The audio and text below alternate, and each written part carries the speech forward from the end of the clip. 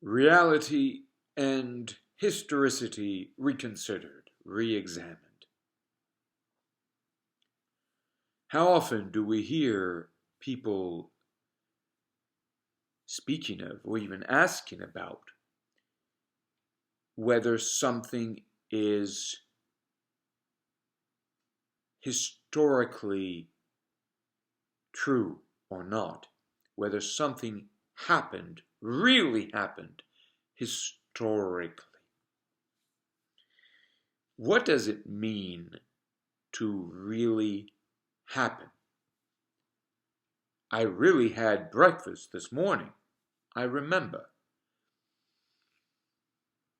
Do I have, however, a solid knowledge of that?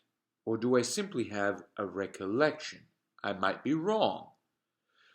I have good reasons not to seek extraordinary precision in my formulation. I have good reasons not to ask for scientific knowledge as the basis for my telling you that this morning I had breakfast. On the one hand, it's not that important. On the other hand, I trust my memory. I have a sense that it happened. My belly is not aching. I must have had something to eat. My experience tells me that it's good enough for me to have this sense to tell you that I have breakfast without need to further doubt it. But what if we're talking about somebody else's experience, an experience that I do not share? All right. We can go through a whole range of circumstances. For instance, you could speak of an experience that a friend had. A friend of mine had his whole family massacred during Second World War in Poland. And with the exception of himself and I think a couple of family members, including his mother, everyone, the whole town that he was born in, was annihilated. Okay, that was his recollection that he shared with me, and I have no reason to doubt it because he was a good friend. He was an intelligent person, and proved to be a very trustworthy person. He had no reason to lie to me. He was an honest man, in my estimation. So I trust his word. No reason not to. Do I know scientifically that what he related to me is accurate, that that's what happened? No, I don't. But I have no reason to doubt it. Now let's go to an experience that people might have had, say, roughly 2,000 years ago. Well, there were reports. Now, nobody you know personally, there were reports at the time, reports that circulated. And people said something that, well, makes sense. Some things that they related sound, at least today, the way we read those reports, sound extraordinary. In fact, they sound extraordinarily difficult to believe. Some of them strike us on the face of things as contradicting our common sense experience of life. Right. So we might read of the resurrection of a fellow who died on the cross. And by that we say that after 3 days, having been entombed, he came out of the tomb and they couldn't find the body anymore. And, well, I mean, this doesn't make any sense to common sense. There's nothing in my ordinary experience that is compatible with that account. Now, perhaps the account has a reason to it that I need to think about. Perhaps that account is valid and true, given, however, the point of it, the message of the account. Right? So I might wind up accepting the account upon reflection and thinking, well, you know what, that account makes sense now, provided we understand it as meaning X, Y, and Z, and provided we don't take it literally or merely literally and so thoughtlessly as if it we had good reasons, common sense reasons to believe it. All right, so we don't really know whether there was a Christian resurrection or not. Scientifically, we can believe that the proposition is true. Based on what, however? Well, on faith, okay, but now we should slow down. Believing based on faith. What does faith mean? Fides. Fides querens intellectum was a medieval proposition. Faith seeks or seeking understanding. All right. Trusting. Whom are we to trust? And so, in medieval, or even early medieval, ancient terms, we can trust the perfection of understanding. We can trust that there is a perfection that is presupposed by the imperfection that is our understanding. So we can trust that our limited, fallen understanding, partial even understanding, has a perfection, and that it's exposed to that perfection. So we trust that there is an understanding of things that includes things that we do not currently understand. Okay, so we trust the mind that is perfect, the divine mind. All right. Based on that trust of perfect intelligence,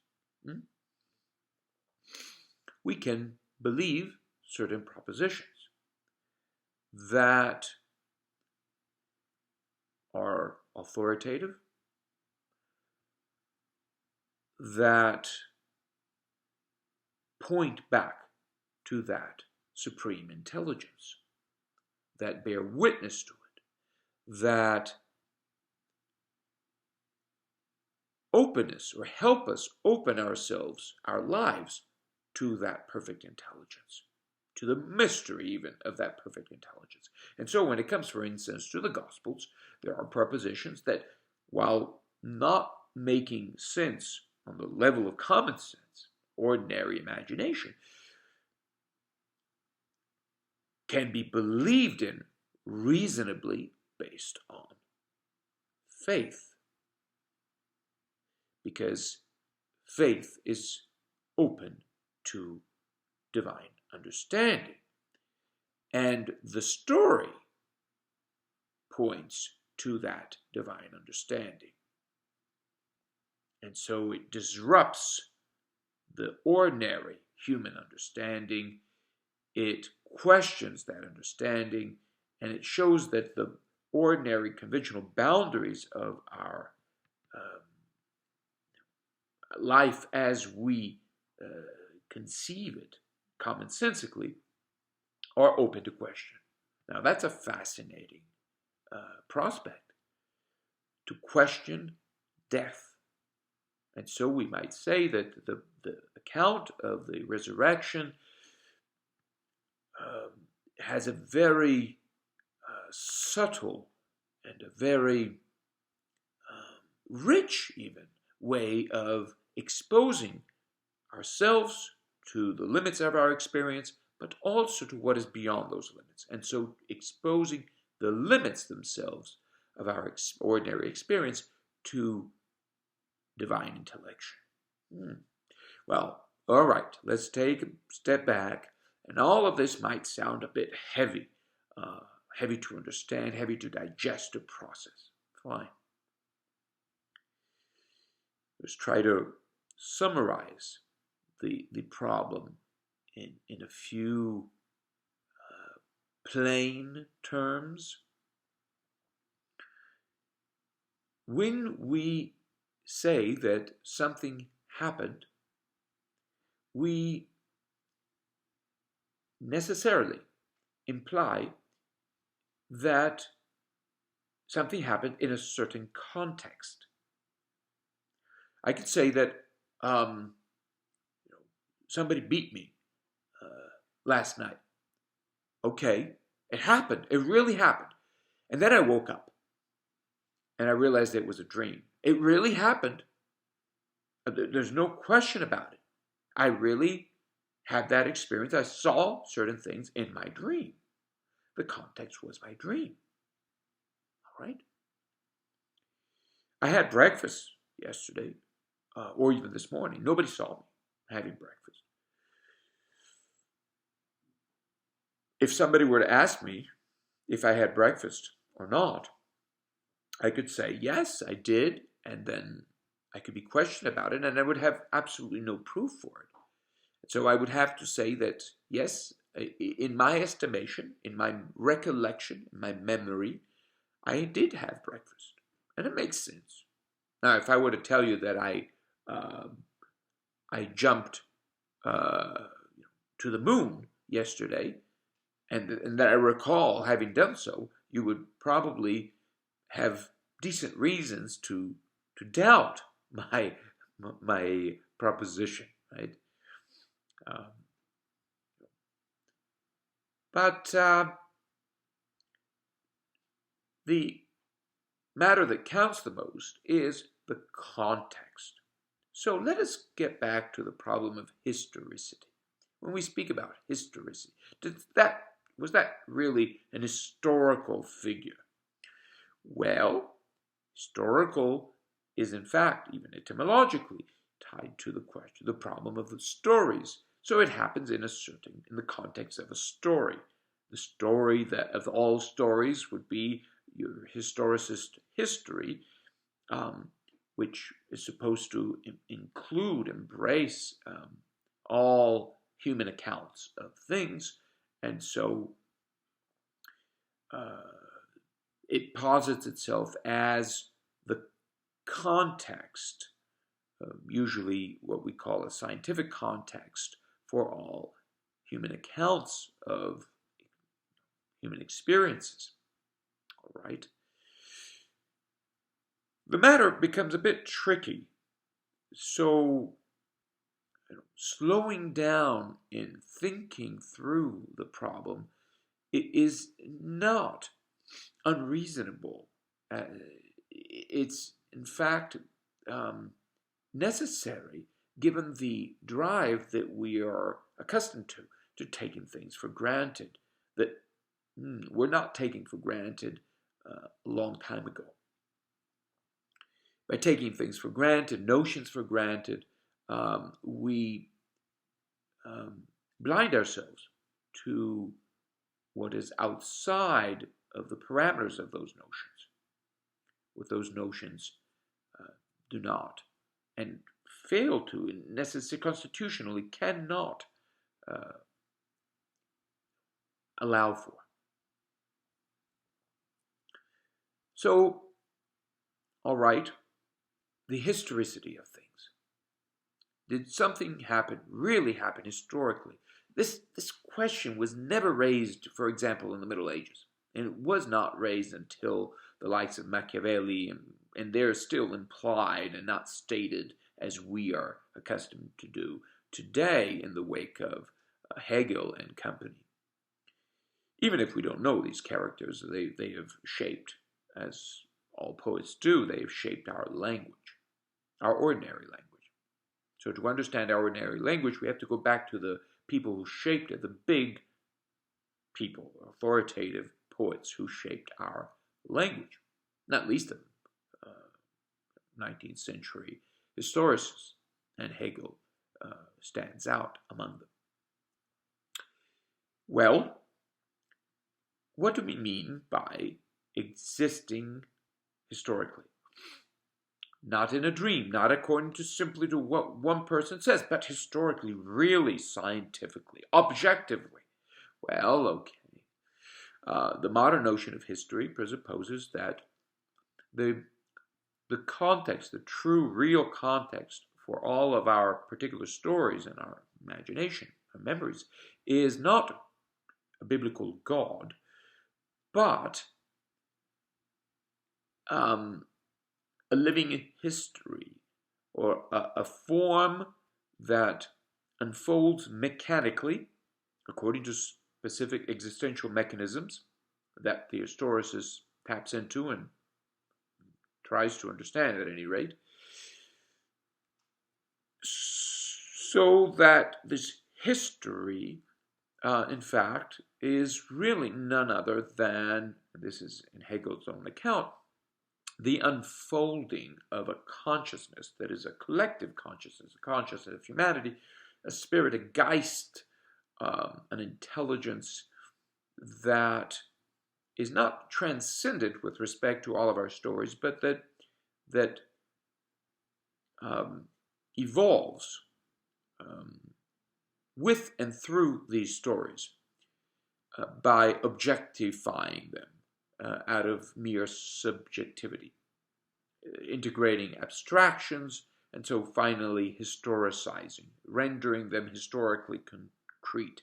So we no longer have a mere subjective memory based on abstract concepts, but have a concretely scientific, objective memory, which everybody can recognize. And it is one with the unfolding of our lives. Now that's an historicist's dream that also presupposes the so-called end of history, where everybody agrees with each other, because we're all part and parcel of this historical consciousness that we share. So our lives are our memories, and they're all shared, all collective, and they're all represented by a universal government. None of this happens. None of this is happening.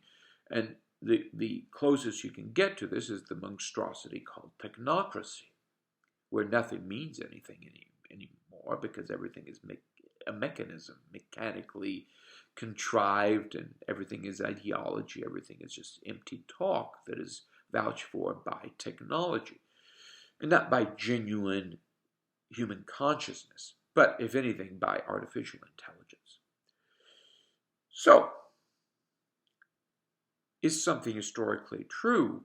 That's not a question that medieval or ancient man would have either posed or understood without studying, of course, the situation with historicism, the unfolding of modernity out of Machiavellian blueprints and so forth. So what would he have said? Did something happen? Yes, something happened. I recall it. But that's not important. Did I have breakfast? Yeah. What about Jesus' recollection? Yes, it happened. It happened. Okay, so it's historical. Well, now you get into a very tricky area, because he will also tell you that historically means literally on the surface. On the surface it happened. And we can accept that. We can say we believe literally on the surface that it happened. But the surface is conceived, so we admit to it, in the context of a divine revelation. Now, this divine revelation means that there is a divine mind that constitutes the horizon on which we recall things and we state things. This also suggests that the divine mind bears upon our experience in an authoritative way. So we have an authoritative book, the Bible, for instance, most notably the Bible. And this book testifies to the presence and the agency, the immanent agency of a transcendent divinity, a transcendent divine mind, perfect mind in human affairs. So this book that bears witness to that mind implies more or less explicitly that the book comes from that mind, for it is thanks to that mind that we have this book. So this book is also telling us that everything that we remember, so today we would say subjectively, everything that we remember is grounded in divine memory. Grounded in divine memory. What does this mean? It means that as my own memory, well, it is not really knowledge, but this memory that I have, if I reflect upon it, if I turn back upon it, I begin exposing myself to its ground. And that ground is divine. So when we have our Father's memories, there's nothing commonsensically more authoritative to us, more certain than our own Father's memories. We cherish them piously, and we seek in them the signs, we see them as the signs of divine memory, so that the context that our fathers give us, hand down to us, is a sign of the divine context, and so of the divine mind.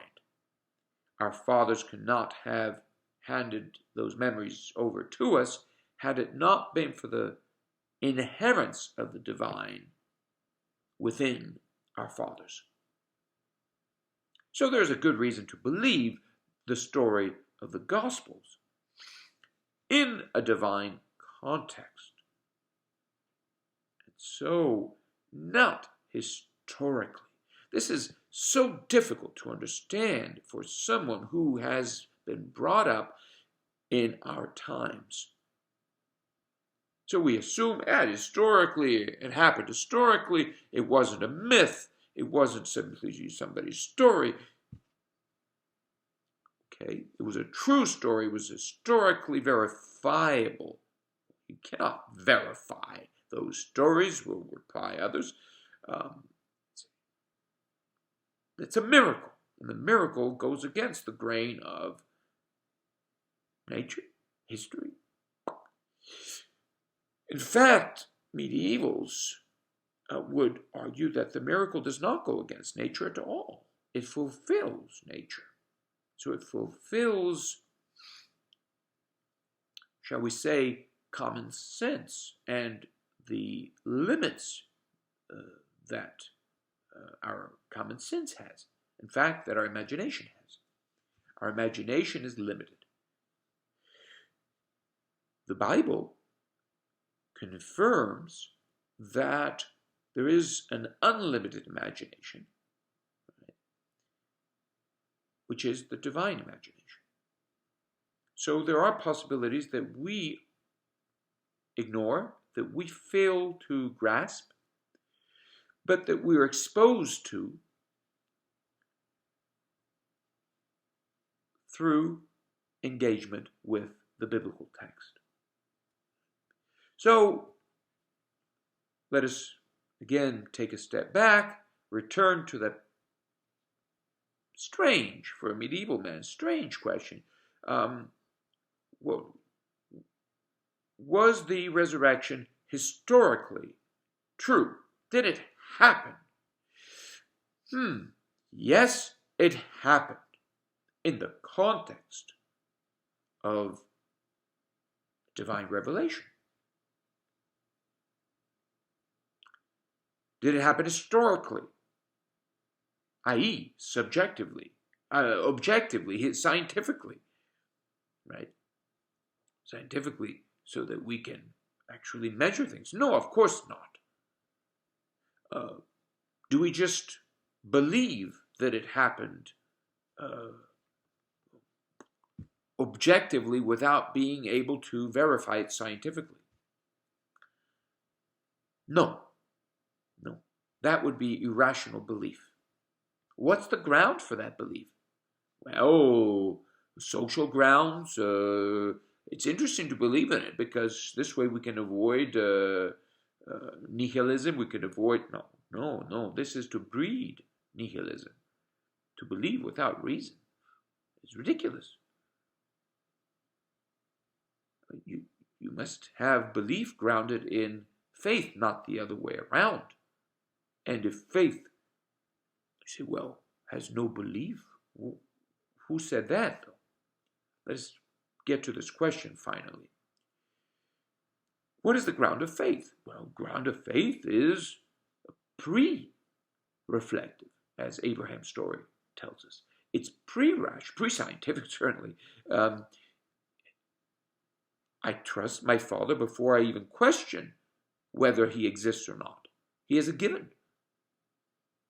I'm grateful. This gratitude that I have towards my Father is pre-reflective.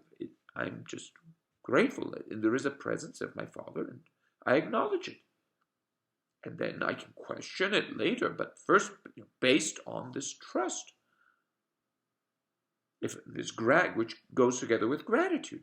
So I trust my Father. So, okay.